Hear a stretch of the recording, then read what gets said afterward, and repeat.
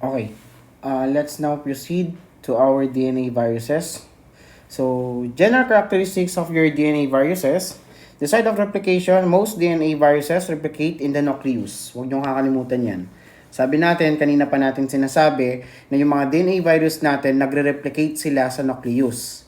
An exception, syempre, yung Paxvirus. Kasi si Paxvirus, sa cytoplasm naman siya nagre-replicate. Because the Paxvirus, they encode their own replication in the transcription machinery. And for the capsid structure, can be icosahedral, pwede daw siyang icosahedral, at pwede rin daw siyang complex. For the envelope sensitivity, the envelope DNA viruses are generally ether sensitive sila. Di ba nasabi natin kanina, they are ether sensitive. And dependence on the host cell, smaller DNA viruses rely more heavily on the host cell machinery for replication. So, mas maliit, mas nagre-rely sila doon sa host cell machinery ng human or ng tao na depending doon sa host cell na pupuntahan niya. For the unique features by the DNA virus family, for the virus, we have your parvovirus. It requires actively dividing cells to replicate doon sa S-phase niya. For your papovavirus, it stimulates host cell growth and DNA synthesis for its replication. So si papovavirus, dalawa kasi yan, si papilloma, combination of your papilloma plus your polyomavirus. For hepatnavirus, stimulates cell growth, replicates via RNA intermediate, encodes reverse transcriptase. Again, it encodes reverse transcriptase kay hepatnavirus o yung mga hepatitis B virus natin. And for the adenovirus, simulates cellular DNA synthesis and encodes its own DNA polymerase. For the herpes viridis naman, stimulates cell growth, encodes own polymerase, and enzyme for DNTP synthesis establish latent infection. For the pox virus, encodes own polymerase and enzyme for the DNTP synthesis for replication, transcription, replicates entirely in the cytoplasm. Huwag niyong kakalimutan yan. Si pox virus is siyang DNA, sabi natin kanina pa yan, yung DNA virus daw natin, nagre-replicate yan sa host machinery sa may nucleus. Pero maliban kay pox virus, DNA siya pero it replicates sa may cytoplasm. Huwag niyong kakalimutan yan. For the DNA virus, double-stranded DNA genome, icosahedral capsid with envelope, at least 8 human herpes virus known. So, muna na tayo kay HSV. Si HSV, direct contact for the transmission or the mode of acquisition, direct contact with infected secretions, close personal contact for the respiratory. And for the clinical manifestation, gingivitis, pharyngitis, herpes labialis. So, nakabold na lahat dyan. I-highlight na lang natin. Keratitis and upper body encephalitis. So, upper siya. Upper yung inaapektuhan nito. Makita nyo dyan, upper yung sinasabi. For diagnosis, pakitandaan lang po for the cell culture, human diploid fibroblast. For your HSV, the herpes simplex virus 2, direct sexual contact. Pakialala, sexual contact siya. Aspirates, conjunctival scrapings, and CSF. For the disease and clinical manifestations, genital herpes and neonatal infection.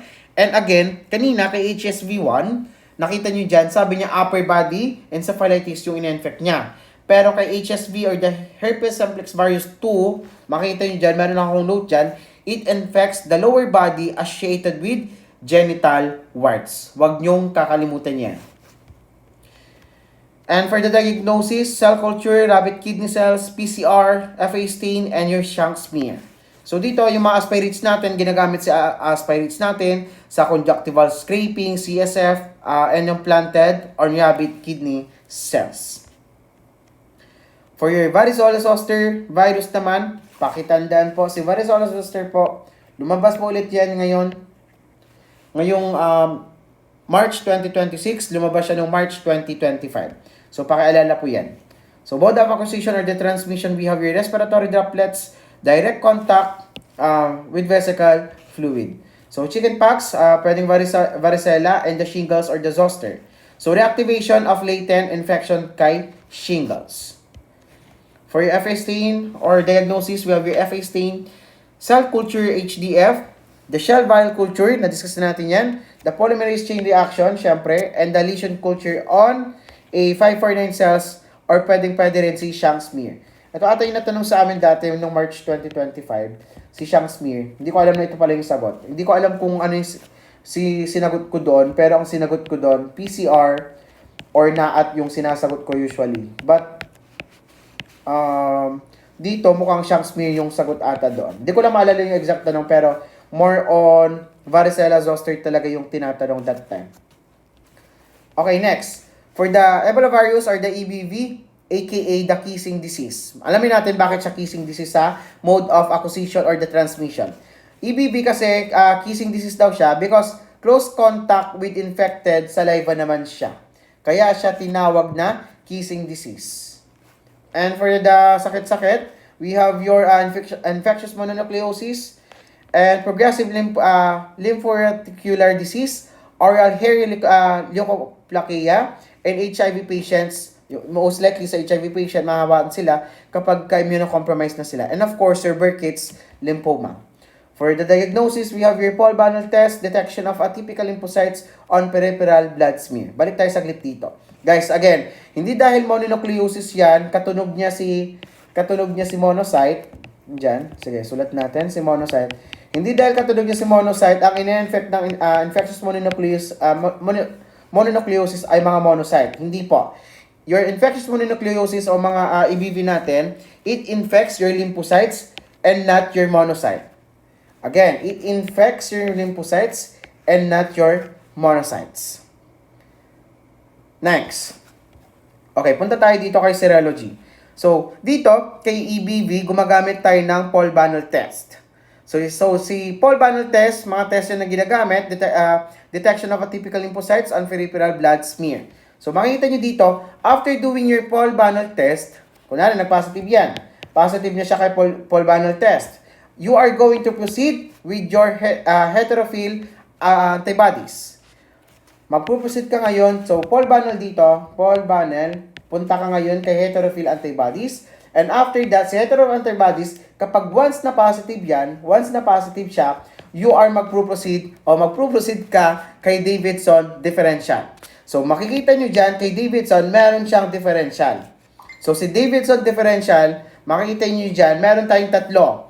Pwedeng mako-confirm na si infectious mononucleosis, serum sickness, and your Arthus reaction. So, basically, kapag kay EBV, sino tinitignan natin dyan? Kay Davidson differential.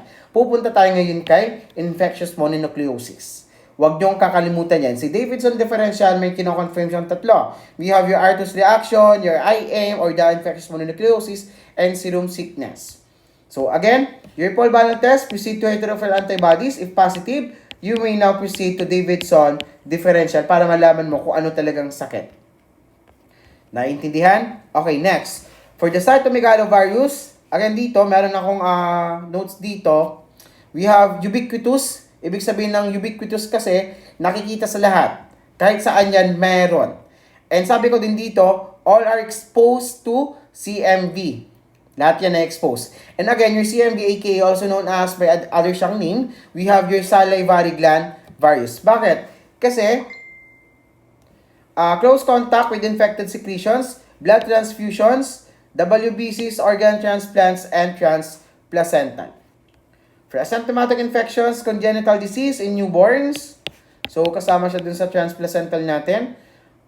Symptomatic disease in immunocompromised individuals. And heterophil negative siya. Heterophil negative mononucleosis, 40-day fever in infants. So, makita nyo dito, IM din siya. It can cause your IM, syempre. Magkakos pa rin siya ng IM. Pero pinagkaiba, di ba kanina kay Paul Banel test, after niya mag-positive doon, punta ka na kay heterophil antibodies. And kanina, si EBV kasi, positive siya kay heterophil antibodies. Pero dito, heterophil negative siya. Heterophil negative siya. Tatandaan nyo yan. Huwag kayo malilito dyan. For the cell culture, we have your HDF, shell violet culture, CMV antigenemia, the FA stain, the PCR specimens include your blood. So, meron tayong Buffy code dyan kasi because your CMV, it affects your WBC. So, kaya kailangan natin ng Buffy code. So, ayan. It affects your WBC. Next, for your HHV 6 and 7, likely close contact via respiratory route. So, it affects for the CD4 plus your T cell site of latency. Huwag nyo kalimutan. Side of latency, we have your CD4 plus your T cell.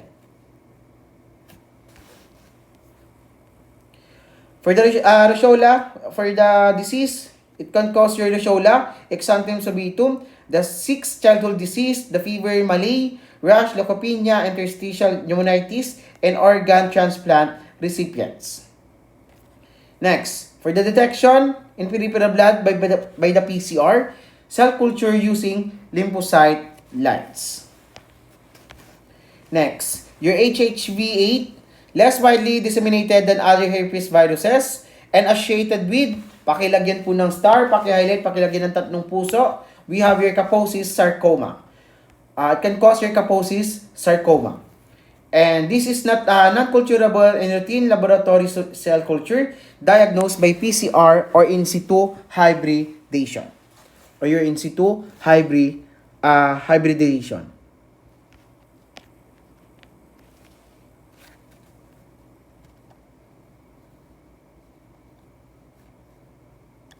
Next, your classic childhood exam teams. So, dito. Andyan na. Pakisulat na lang, your classic childhood exam teams. We have the first disease, the measles or the rubiola. Huwag kayo malilito dyan ha. First disease, the measles, the rubiola. The second disease, we have your scarlet fever. The causative agent is S. pyogenes. Third disease, German measles, rubella. Guys, huwag kayo malilito dito ha. Kay measles, we have your rubiola, the first disease. And the third disease, we have your German measles, which is your rubella. So, mauna si rubiola bago kay rubella. So, how do I remember this? Si rubella kasi, meron siyang dalawa. So, parang dalawa siya. Ibig sabihin, hindi siya yung una. Samantalang kay first disease natin, isa lang yung letter L niya, tatandaan nyo na si rubiola yon. Pero, measles siya. Samantalang yung isa, si German, measles yung kanyang third disease. For the fourth disease, we have your Dukes Filiation disease. It is possible variant of scarlet fever and not considered as a distinct disease anymore. Fifth disease, we have your Erythema infectiosum, parvovirus B19. Huwag niyo kalimutan to. And the sixth disease, Rosola infantum, we have your HHV6 plus your 7. So, HHV6 and your 7, Rosola infantum, the sixth disease. Next, we now proceed to Adenoviridae. The genome and structure, double-stranded DNA, icosahedral capsid, non-enveloped, approximately 50 human serotypes. So, marami yung serotypes niya. For the transmission, the respiratory droplets, the fecal-oral route, direct contact, especially eye infections. For the diseases, the clinical manifestations, we have your pharyngitis, conjunctival fever, keratoconjunctivitis, the pneumonia, hemorrhagic cystitis, gastroenteritis in children, nakalimutan, gastroenteritis in children, disseminated disease in immunocompromised patient. So, makikita nyo dyan, halos lahat ng virus natin, they affect or they infect those people or those humans na meron na immunocompromised na or may mga HIV or AIDS na. For laboratory diagnosis, we have your cell culture, Hep2, and other continuous human epithelial cell lines. For the enzyme immunoassay or the EIA, for gastroenteritis serotypes 40 to 41. So, dito, kay Adenoviridae, makikita nyo dyan yung kay EIA niya, yung 40 to 41 lang daw yung pwede sa kanyang enzyme immunoassay. For the CPA na makikita kay Adenoviridae, we have your CPA or the cytopathic effects, swollen grape-like clusters. So, kung nakita nyo yan, automatic dun sa cell ninyo, kung may nagbago dun sa cell ninyo, automatic kung swollen grape-like clusters, they are Adenoviridae. Favorite. Kahit sino yung favorite to. Next, we have your Hepatnoviridae or the hepatitis B virus or the HPV. So, genome and structure, partly double-stranded DNA, icosahedral capsid with envelope, and virion is called Dane particle. So, makita nyo yung Dane particle dyan, automatic, HBV. Huwag nyo kakalimutan yan. And the surface antigen originally termed as Australia antigen. So, originally, yung term ng kanyang surface antigen, yung makita nyo dyan, mamaya discuss natin yan, yung HB SAG, the surface antigen Originally daw, ang tawag sa kanya, dito pala, sorry.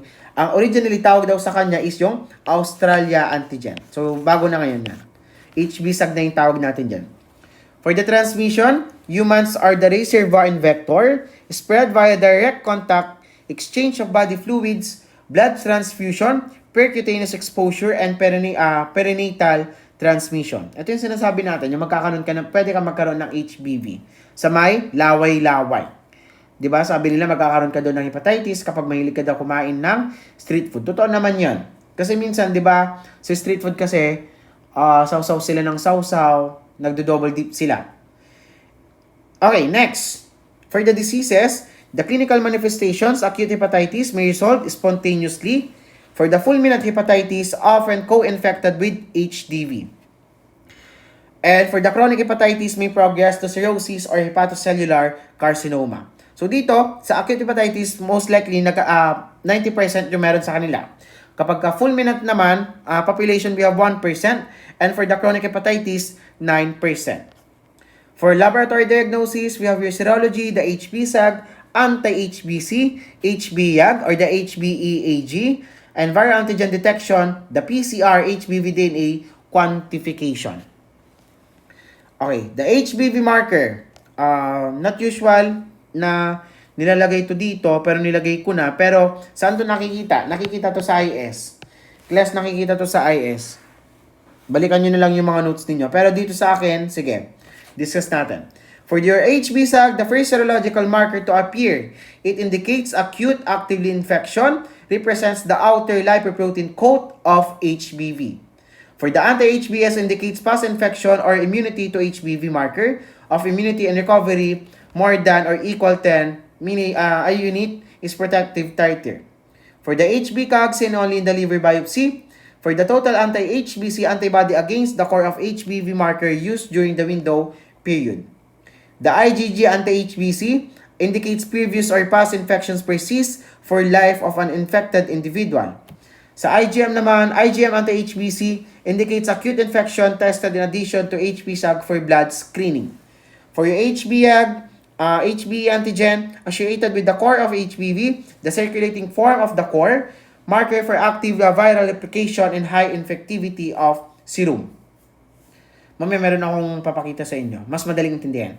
For your anti-HBe suggests low titer of HBV, first serologic evidence of the convalescent phase. For the HBV DNA, first marker of HBV infection used for acute, atypical, or occult HBV infection, and most sensitive test for detection of HBV detected using PCR. So, ayan. For the HBV marker. Punta tayo dito sa drawing ko. Drawing ba to? Di ko alam. Sige. Punta tayo dito. Sabi natin sa HBV DNA, the first marker to appear. This is the first marker to appear. Huwag nyo kakalimutan yan. Next, papunta dyan, magkakaroon ka na ng hepatitis B surface antigen. Ito yung tinatawag natin Australian kanina. Australian antigen. So, basically, your HB-Sag, it is the first serological marker. Ibig sabihin, pwede na siyang ma-diagnose. Pwede na siyang gamitin for the diagnosis. Samantalang dito kay HBV DNA, kapag nagkakaroon ka pa lang, meron kang marker. Meron ka ng marker. Pero dito, intindihin niyo sa HB-Sag, first serological marker. Pareho silang first, pero alalahanin niyo kung sino yung serological marker. Next, infectivity. After mo nito, pwede ka nang maka-infect. Which is your, makikita doon, we have your HBe antigen. HBe antigen. Next, for the window period, ito yung tinatawag nating window period, we have your HBC IgG and HBC IgM. Again, kapag meron kang acute infection ng hepatitis B virus, ang makikita doon is HBC IgM. And for the window period, under your window period HBC, sa past infection, we have your HBC IgG. Mas madaling intindihan, tama? Next, after that, we have your immunity or recovery. Kapag immunity or recovery ka na, pagaling ka na dito, meron ka ng HBS. Meron ka ng HBS. Huwag niyo kakalimutan yan. Kapag immunity naman, pwede kasi yan. Pwedeng dahil sa immunity, pwedeng dahil sa recovery. Okay. Next. we have your parvoviridae, the genome and structure, single-stranded DNA, or the ssDNA, icosahedral, capsid, and non-envelope. An example here, we have your parvovirus B19. For the transmission, close contact, likely respiratory route, and diseases, clinical manifestation, again, erythema infectiosum, the fifth disease, in children, aplastic crisis in patient with chronic hemolytic anemias. And the fetal infections leading to hydrops fetalis or stillbirth. Sa hydrops fetalis, di ba namamatay yung sanggol sa sinapupunan? For lab diagnosis, we have your serology, we have your IgM and IgG antibodies. For the PCR, detection of viral DNA, and histology, tissue biopsy in rare cases. For your Pax viridae, huwag nyo kakalimutan, your Pax viridae, it is the largest and most complex of all virus. Again, they are the largest and the most complex of all virus. We have your Pax viridae. For the genome and structure, we have your double-stranded DNA or the dsDNA, brick-shaped virion with complex symmetry. And the envelope or non-envelope depending on stage of virion. Examples, we have your smallpox virus, molluscum contagiosum virus, the ARF virus, and the monkeypox virus. And the transmission, we have your smallpox, respiratory droplets. For your molluscum contagiosum, we have direct contact. For the ARF, monkeypox, direct contact with infected animals or humans. For the diseases, clinical manifestations, smallpox, generalized infection with pustular rash. So, meron daw siyang pustular rash, 10 to 25% fatality. The molluscum contagiosum, benign skin nodules. The R virus, localized papules or vesicles. The monkeypox, generalized infections including skin lesions. So, dito kay smallpox, it was already eradicated, completely eradicated in the year 1977. For lab diagnosis, we have your electron microscopy of material from skin lesions and the PCR for viral DNA. Next, your Papoviridae, nabanggit na natin dito, combination of your papilloma plus your polyoma virus. For the genome and structure, they are double-stranded DNA, dsDNA, icosahedral capsid, and they are non-envelope. For the human papillomavirus, mauna na tayo kay human papillomavirus. Transmission, direct contact, sexual contact, especially for genital warts. So, pangalawa na yan na nakakaroon ng genital warts. For the diseases, clinical manifestations, skin warts, genital warts, your condylomata acuminata, benign head and neck tumors, anogenital cancers, they are high-risk stereotypes. Example, we have your HPV-16 and HPV-18. For lab diagnosis, cytology, the pap smear for coilocytes. So, coilocytes dito, it exhibits your CP or your cytopathic effects kay HPV. Kung ang tawag doon, ang tawag sa kanila, di ba kanina, makita ninyo, we have your swollen grape-like clusters, ganun. Dito naman, pagdating kay papillomavirus, ang in-exhibit ng CPE o yung cytopathic effects natin na nagbago dun sa isang cell na infected doon, ang tawag natin is coilocytes. Coilocytes yung tawag natin dito. For the DNA probes, hybridation, liquid-based pap smears, hybrid capture assay for HPV DNA detection, and note HPV is non-culturable. Hindi siya pwedeng i-culture. For your polyomavirus, the BKV and the JCV, probably direct contact with infected respiratory secretions, and again, they are ubiquitous in humans. Primary infections often asymptomatic. Ubiquitous, ibig sabihin, nakakalat lang yan. Nakakalat lang yan. For the diseases, we have here your BKV and the JCV. BKV, dormant in kidneys, reactivation in immunocompromised, and having a hemorrhagic cystitis. The JCV, latent in kidneys, reactivation, progressive, multifocal leukoencephalopathy, or the PML in immunocompromised patient. For the BKV, laboratory diagnosis, blood test or urine test for decoy cells. So sa decoy cells naman, ang tawag natin sa mga viral infected epithelial cells, we call it decoy cells. And for site of latency ng polyomavirus, saan nakikita yan? Sa may kidney. Huwag nyo kakalimutan. Sa kidney nakikita ang site of infection ng latency ng mga polyomavirus. For the JCV, PCR detection of viral DNA in CSF or tissue. And must know facts on DNA virus replication site. It replicates in the cytoplasm except again your Pax virus. The genome type, all DNA viruses are double-stranded. Exemption, parvovirus, single-stranded siya, ssDNA. For the capsid structure, most DNA viruses have an icosahedral capsid. Exemption, Pax virus, it has a complex brick-shaped capsid. And for size extremes, largest DNA, again, Pax virus. And the smallest DNA, we have your parvovirus. And envelope status, we have envelope status, envelope DNA viruses, we have your ito yung kung narinig nyo, nakikita nyo sa TikTok, sa Facebook, sa IG, or sa kung saan mang social media platforms, ito yung mga papa-add po, hehehe. So, sa po, hehe, we have your envelope sila. So, yung mga yan, envelope sila yung po, hehe. Sa naked naman, pagkapag naked, we have your papa-add. So, yan yan. Pag DNA, under your DNA, we have your papa-add po, hehe.